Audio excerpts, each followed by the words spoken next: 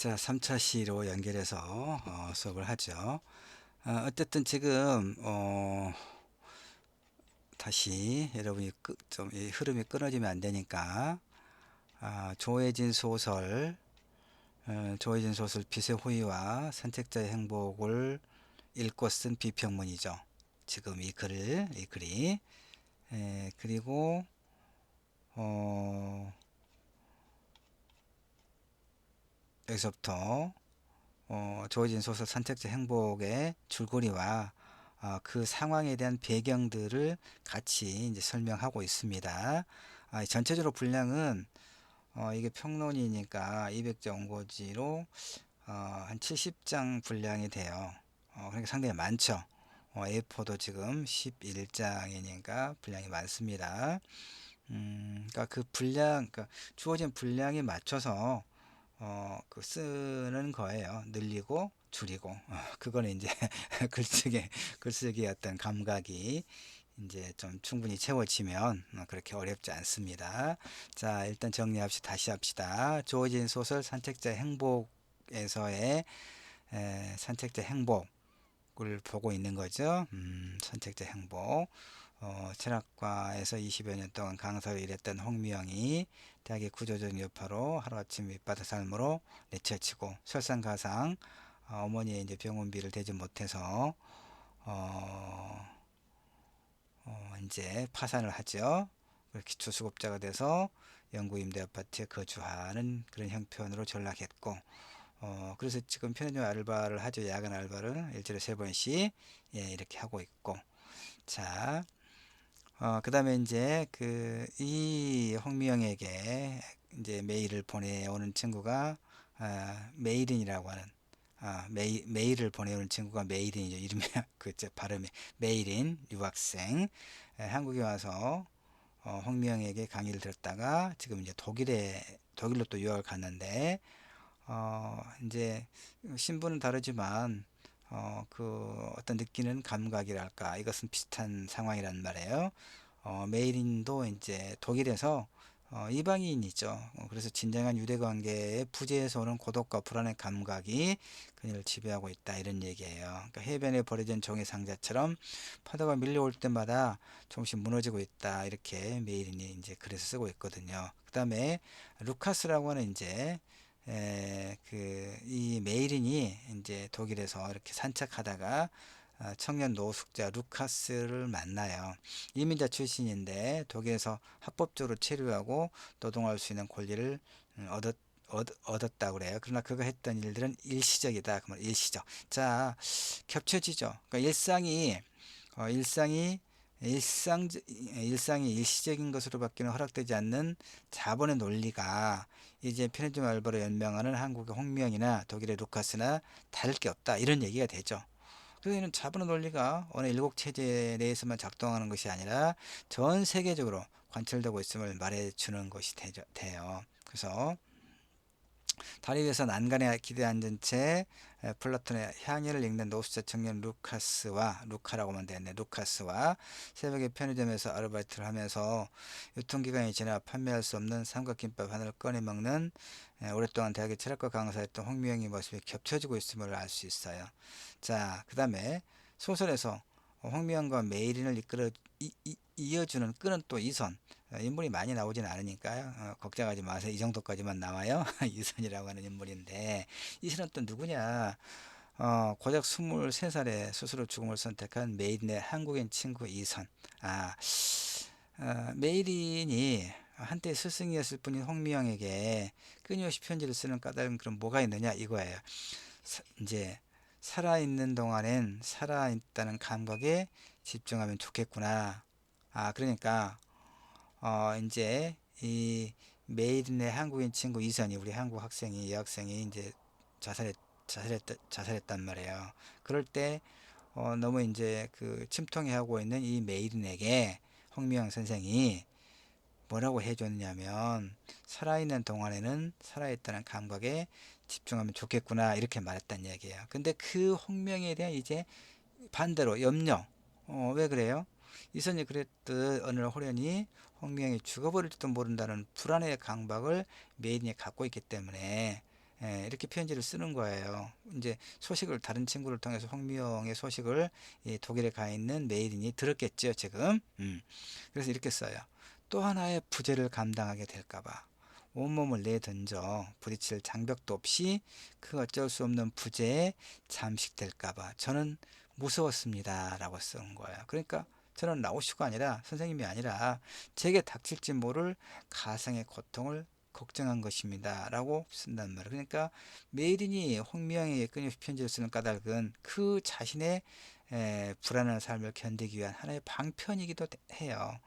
누군가가 기억할 만한, 나를 기억해 줄 만한 이가 아무도 없는 삶이란 얼마나 끔찍하겠어요. 그러죠, 여러분. 이거 내가 밤에 우리 집 모여서 찍은, 왜 내가 이런 사진들 여기다 찍고 배치해 놨는지 잘 모르겠네.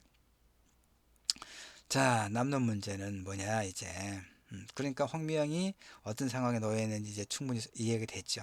그 다음에 이제 황미영이 이제 이 문제를 어떻게 해결할 것인가가 남아있죠, 소설에서.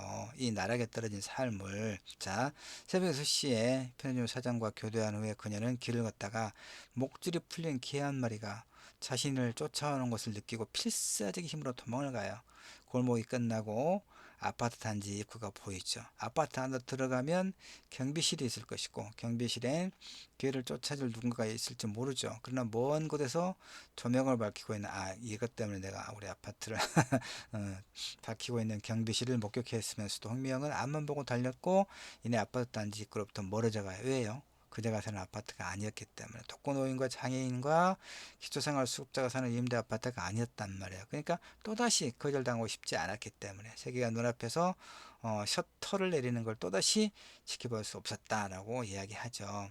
자, 이 소설이 그래서 이 소설이 이제 긍정적인 삶의 향방에 대해 말하고 있지는 않아요.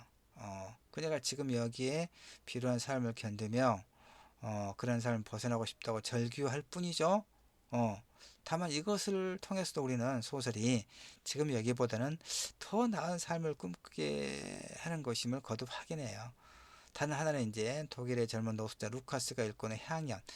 태초의 인간은 남자 여자, 여자와 여자, 남자가 한 몸이었다죠. 향연의 어느 한 페이지에서 읽은 기억이 났습니다. 이제 메이든이 이 홍명에게 보낸 편지에 들어있는 구절이에요. 세상 그들이 부러워졌습니다. 태초의 인간들에게는 인종도 국가도 종교도 없을 테니까요. 그들에게는 그저 끝없는 사랑만 있었겠죠. 어, 어. 그러니까 이제 이 소설의 인물 메이든도 그렇고 홍명도 그렇고 이런 세계, 루카스도 그렇고 이런 세계를 그리워하죠.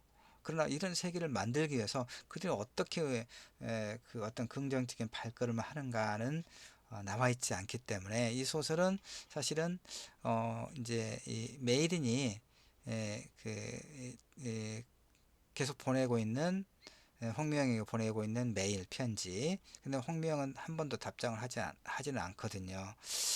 그래서 이 좀 어떤 전망이라고 그럴까? 이것은 잘 보이지 않아요.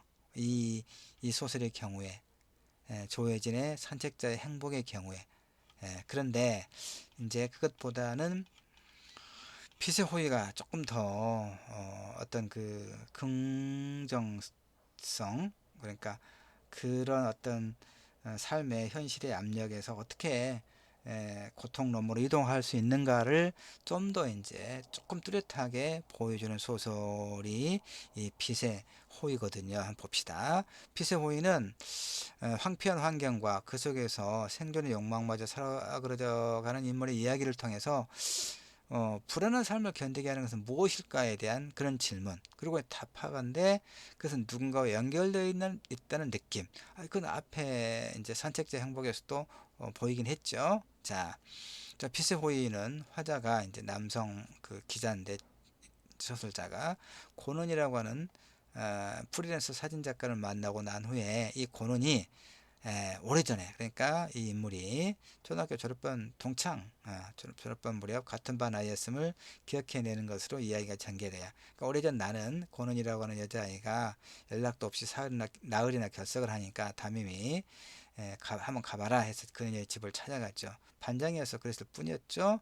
근데 어쨌든 녹슬고 찌그러진 현관문은 깜깜한 방과 곧바로 이어져 있었는데 그 방에서 빛을 발하는 것은 뭐냐? 둥글고 투명한 스노볼. 햇빛이 거의 들지 않는 그 작고 추운 방에서 13살 이 권우는 돌아오지 않는 아비밖에는 가족이라 할 게 없는 그런 상황에 처해 있죠. 산책자 행복에서 홍명의 가족이라고 하는 가족은 늙고 병든 어미뿐이었던 것처럼 이 비스 호위의 고는에게는 짧게는 한두 달에서 길게는 반년까지 집을 비운다는 아비.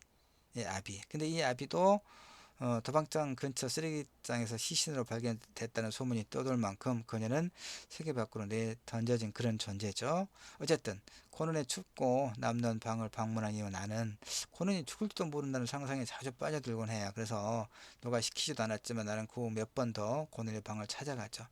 그러나 이제 나도 대책 없는 13살짜리 그냥 아이였을 뿐이어서 코넌에게 갖다 줄 수 있는 게 없어요. 만화책이라든가 스노우볼에 들어가는 건조인처럼 사소한 것 뿐이었죠. 그래서 한 번은 이제 장롱에서 후지사의 필름 카메라를 발견했죠. 아빠 것이었겠죠.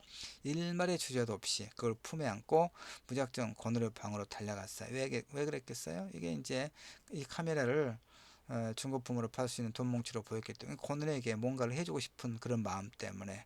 그러나 권우는 카메라를 팔지 않죠. 왜? 카메라가 다른 세계로 이어지는 하나의 통로가 돼요. 그녀는 카메라에 담을 더 많은 풍경을 찾기 위해서 조금씩 집 밖으로 나오고 학교도 다시 다니거든요. 그래서 지금은 뭘 하고 있냐? 프리랜서 사진 작가를 하고 있죠. 그래서 권우는 이제 나중에 블로그에 남긴 글에서 나한테 이 서술자 이거 뭐라고 이야기하냐면 지금도 반장이라고 합니다. 반장. 사람이 할 수 있는 가장 위대한 일이 뭔지 알아? 누군가 이런 말을 해서 사람을 살리는 일이야말로 아무나 할 수 없는 위대한 일이라고. 그러니까 내게 무슨 일이 생기더라도 반장 내가 준 카메라가 날 이미 살린 적이 있다는 걸 너는 기억할 필요가 있어. 내게 무슨 일이 이것은 뭐냐면 지금 분쟁 지역을 다니면서 그 사진을 찍는 프리랜서 사진 작가이기 때문에 이제 그 뭐 사고가 날 수도 있고 몸을 다칠 수도 있고 그렇잖아요. 실제로는 몸을 다쳐서 이제 후송돼서 미국에서 치료를 받고 있거든요. 바로 그 상황이에요.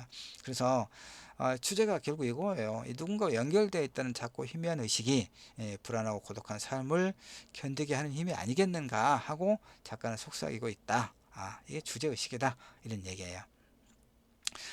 다른 것은 여러분 읽어보기 바랍니다. 전체를 읽어보면 이제 좋은 글이에요. 내가 쓴 글입니다. 상 받은 글이니까 읽어보세요. 자, 고른과의 두 번째 만남에서 나는 헬게 한선의 다큐멘터리 사람들에 대한 이야기를 들어요. 자, 그래서 이제 이 헬게 한센의 다큐멘터리 사람들은 소설 속의 소설이라고 말할 수 있겠죠. 뭐 액자 소설은 아니지만 액자 소설과 같은 그런 구조로 이제 이 소설 속에 이 다큐멘터리 사람들의 이야기가 나와요. 그래서 알마마예요. 자, 알마마이어는 이집트에서 팔레스타인으로 향하던 구품 트럭이 피격되었을 때 살아남은 사람들 중 한 명인데 자기 아들이 이제 노만 마이어. 그러니까 자기 아들이 이제 자기 재산을 다 털어서 이 분쟁 지역에 그러니까 팔레스타인 그러니까 유대인이면서도 유대인 지금 이스라엘에게 이렇게 이제 그 폭격을 맞고 그 고통스러워하는 팔레스타인 사람들에게 이제 구호품을 가득 싣고 이제 가고 있다가 폭격을 맞아요. 그래서 이제 아들은 죽죠. 어머니는 이제 이 알마 마이어는 겨우 살아남죠. 자, 그런 얘기인데 쭉 해서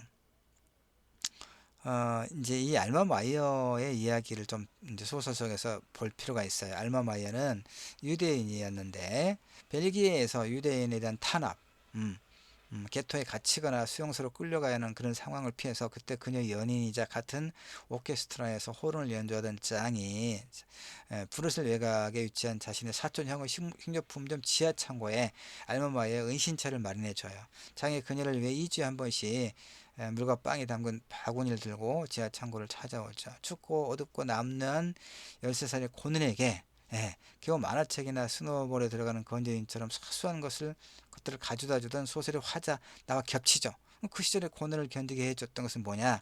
오직 나의 작지만 따뜻한 마음뿐이죠.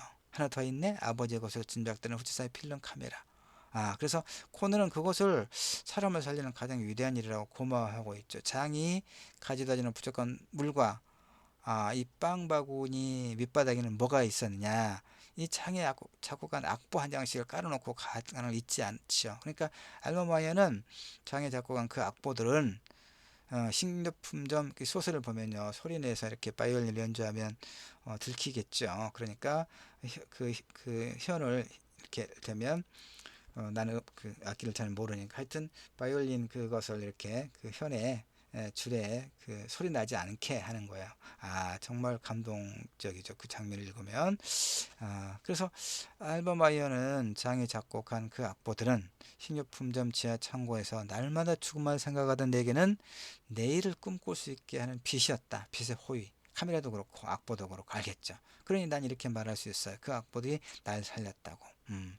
고는이 나에게 반장이 나를 살게 해준 힘이었다고 고백했던 것처럼 그들을 살게 했던 힘, 그들을 견딜 수 있게 했던 작은 힘들이 바로 빛의 호유가 아니겠는가 이거. 그건 뭐죠? 누군가의 따뜻한 관심과 사랑으로서의 빛의 호유. 정말 소설이 감동적이죠. 그 감동적인 소설을 그냥 읽고 만 게 아니라 이렇게 하나의 이제 감상문을 넘어서는 거죠. 비평문으로 글을 또 쓰는 것도 하나의 이제 평론도 그러니까 1차 그 텍스트가 있고 이건 2차 텍스트죠. 이 두 소설 단편 소설의 주제 의식을 묶어서 하나의 텍스트로 평론으로 만들어낸 거죠. 그러니까 별개의 이 두 단편 소설과는 별개의 2차 텍스트가 된 거예요. 이 평론은 알겠죠? 자, 이제 결론 부분입니다. 4개의 이제 소제목으로 되어 있거든요. 이 글은 구원은 어디에서 오는가 결론 부분. 자, 누군가의 몫을 빼앗고 누군가를 배제하지 않으면 작동되지 않는 자본 논리가 우리 사회를 지배하고 있죠. 근데 개인은 철저하게 무력해요. 산책자 행복에서는 편의점 아르바이트로 생을 연명해야 하는 대학 철학과 강사였던 홍미영이 또 비스호유에서는 고아는 아니지만 고아의 삶과 다를 게 없는 고는이 그런 인물이죠. 그러니까 조혜진의 소설들은 1차적으로 세상의 고통과 마주하는 무력한 개인의 삶을 그리고 있죠. 그리고 이것이 중요한데 무력한 개인이 그 고통과 그 불안과 고통을 견디는 방식으로서의 소설이란 도대체 무엇인가에 관해 질문하는 거예요. 그러니까 문학이란 여전히 세계와 개인 사이의 불화를 다루되 지금 여기의 삶보다는 더 나은 삶에 대한 희망의 근거를 잃거나 놓지 않는 것이다. 이렇게 이야기하고 있다고 내가 이제 읽어내는 거죠. 그 다음에 이제, 자, 그 다음에 여기 좀 봅시다, 이제. 비평문은 뭐냐면, 그 텍스트의 의미와 가치를 평가하는 거거든요. 평가는 이제 어떤 그 긍정적인 측면과 함께 뭔가 조금 아쉬운 부분도 잘 찾아낼 게 필요하죠. 일부러 그럴 필요는 없지만 눈에 보이면 잘 찾아내는 것도 중요하죠. 자, 그 부분 봅시다. 그런데 조혜진 소설에서 이렇게 그러니까 누군가와 연결되어 있다는 느낌, 감각, 이거라고 했잖아요. 근데 바로 이제 그 구원자, 하나의 그런 구원자의 존재는 아름답죠. 그러나 문제는 그것이 인물들이 겪는 어떤 고통과 불안의 감각 관련해서 근본적인 해결책은 되지 못한다는 한계를 보이더라 이런 얘기죠. 이건 굉장히 중요한 부분이에요. 이 소설들이 가지고 있는 한계가 뭔가 이거예요. 자, 타인의 고통과 관련해서 우리가 겪은 실패는 상상력의 실패, 공감의 실패라고 말하기도 하고 수전 선택이 당신은 당신의 친구가 의식이 있다는 걸 어떻게 아는가? 당신의 마음 이외에 다른 사람의 마음이 있다는 걸 어떻게 아는가? 토마스 네글이 이렇게 극단적 회의를 하기도 해요. 요체는 조혜진 소설에서 구원은 개인적 차원에서 이루어지고 있다 이거예요. 이걸 내가 찾아낸 거죠. 하나의 이 조혜진 소설이 가지고 있는 명백한 한계가 뭐냐? 이 구원이 개인적 차원에서 이루어지고 있다는 거죠. 그건 아름다운 일이죠. 아름답다는 뜻은 소설을 읽는 독자의 관점에서 볼 때 가능한 해석이기 때문에 그건 다시 카타르시스의 문제가 돼요. 카타르시스는 뭐냐? 타인의 삶을 간접 체험함으로써 느끼는 감정이거든요. 이 카타르시스는 한편의 이야기가 끝났을 때 이야기 속의 상황이 자신과 무관하다는 것을 깨닫는 것과 동시에 곧 안도와 함께 편안한 느낌이 들 때 완성되는 거거든요. 이렇게 허구의 현실로 빠져들어서 자신의 현실을 잃어버리는 망각 효과를 동화라고 해요. 이 동화의 긍정적 효과는 뭐냐면 우리에게 위안을 준다는 데 있거든요. 우리 글쓰기 수업을 듣는 친구들 중에서 한 3명이 문학과 인간 수업을 같이 듣는데 이 부분은 나중에 문학과 인간 수업을 듣는 친구들은 이 얘기를 한번 더 들을 거예요. 아마 동화의 문제, 수필과 동화, 수필, 특히 수필과 동화, 수필의 문제, 수필이 가지고 있는 어떤 한계를 다룰 때 내가 이 문장 그대로 갖다가 설명할 거예요. 그때 또 한번 봅시다. 예. 자, 일상적 불안과 경제적 공포가 지속되는 위험 사회에서 잠시의 위안은 그래도 세상은 살만한 곳이라는 그런 위안은 그 자체로 나무랄 건 아니죠. 그러니까 위안의 긍정적인 효과가 뭐냐면 견디기 힘든 현실에서 잠시 마음을 빼내어 새로운 에너지를 충전할 수 있도록 누군가에게는 격려가 될 수도 있기 때문에 그러니까 소설에서 홍명은 살고 싶다고 절규하고 고는은 누군가를 살게 하는 힘이었다고 회상하고 알마마이 역시 죽음의 공포를 견뎌낼 수 있었던 힘으로 그 연인의 따뜻한 마음을 상기하고 있으니까 그렇죠. 근데 그래도 문제는 그 구원이 개인적인 선의의 차원에 머물러 있다. 이런 사람이 많이 없으면 어떻게 할 거냐는 얘기죠. 그렇죠? 소설에서 개인적 구원은 인물의 상황을 구조의 차원에서가 아니라 구조의 차원에서 변화시키는 문제와는 아무 상관이 없죠. 이게 왜 문제가 되냐면 그건 자칫 인물이 처한 상황을 자신의 탓으로 여기게 되는 그런 잘못을 낳게 될 수가 있어요. 그러니까 선택적 행복의 성명은 대학 밖으로 쫓겨났지만 그것을 다만 한 세기가 끝났다라고만 진술할 뿐 자본과 대학사의 폭력적 구조에 대해서 아무런 항의조차 단념하고 말아요. 단념해요. 비슷한 고통을 감당하고 있을 무수한 타인과 연결 혹은 연대는 애초에 부재하죠. 그러니까 살고 싶다는 절기만으로 그거 어떻게 살아남기는 할 수 있을지 자신할 수 없죠. 자신할 수 없어. 메인의 편지가 얼마나 아주 조금 위로가 될지는 모르겠으나 그 이상은 아니겠죠. 피스호이에서는 내가 그네준 카메라를 통해서 고뇌인 프리랜서 사진작가가 되어서 어느 만큼은 주체적인 삶, 요건 잘못됐죠. 주체적인 오타가 삶이 이제 잘못하면 사람으로 나와요. 키보드가. 그러나 프리랜서 사진작가라는 그 불안정하게 이를 데 없는 위치와 함께 분쟁 지역 취재를 하러 갔다가 큰 부상을 입고 호송되는 지경에 이르거든요. 인종청소 위험 속에 살아남은 알마 마이어는 팔레스타인들에게 주기 위해 구호품을 싣고 가던 트럭이 로켓 공격을 받아서 그의 아들이 죽고 말거든요. 그러니까 고독과 소외와 고통의 강을 비유적으로 잠시 견디거나 혹은 그것으로부터 건너기는 했지만 그리고 그것이 누군가의 선의와 연민과 관심과 사랑의 힘으로부터 발원하긴 했지만 다시 돌아본 인물들의 현재 위치는 여전히 그대로 아닌가요? 그렇죠? 무엇으로부터 구원이 가능한 것인가는 따라서 여전히 우리 무중이다라고 이야기할 수가 있겠어요. 그러니까 결국은 구조의 문제를 아무도 근데 그 구조의 문제는 너무나 거대해서 예컨대 문제는 출구가 보이지 않는 자본 권력의 시대, 공포를 배태한 자율성, 좀 어려운 말이긴 한데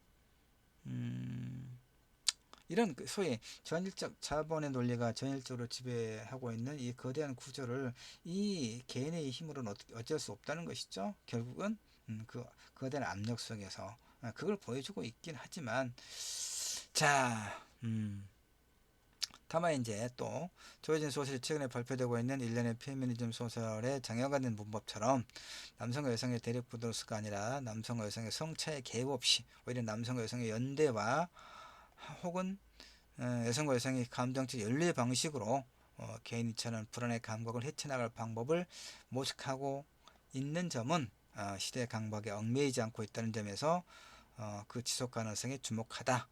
난 조혜진 소설을 굉장히 높게 평가해요.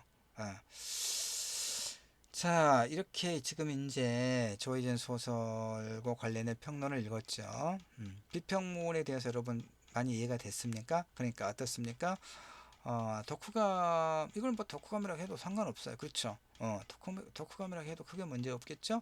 그리고 독후감과 그 비평문이 뭐가 같습니까? 일단, 일단 어떤 그 텍스트를 선정해서 읽는 거죠. 읽고, 그 작가가 이 텍스트를 통해서 독자와 소통하고자 하는 주제의식, 문제의식이 무엇인가를 잘 찾아내고 그것을 줄거리 위주로. 그러니까 줄거리에서는 줄거리를 어떻게 정리합니까? 소설의 경우에 소설 구성에 3요소가 있죠. 그게 뭐였어요? 인물과, 그렇죠? 사람이 필요하죠. 인물과 그 다음에 배경과 그 다음에 어떤 사건, 이걸 위주로 잘 갈무리 하면서, 그러니까 지정된 분량 내에서 그 줄거리를 요약한 게 최소한 절반 이상이 되면 안 돼요. 분량에. 그쵸? 어, 이것은 이제 분량이 좀 많은 거니까 줄거리와 함께, 그러니까 줄거리와 함께 그것의 의미들을 이렇게 그 갈비 그 손질해서 양념, 칼집 넣어서 양념을 잘 배어들게 하는 것처럼 이제 그렇게 구성을 해서 쓴 글이고요. 자, 일단 이 정도 하고 또 8주차에 계속해서 감상과 비평문의 다양한 측면을 설명할 거예요. 그러니까 여러분은 감상과 비평문이 크게 다르지는 않다. 다만 비평문은 그 텍스트의 어떤 의미를, 그러니까 의의를 의미, 그 의미와 가치를 드러내주고 해석하고 그걸 평가하는 부분이 좀 더 많다. 그러니까 공부를 좀 더 많이 해야 쓸 수 있는 글이 되겠죠. 비평문은. 자, 일단 여기까지 7주차 수업을 모두 마치도록 할게요. 수고하셨습니다.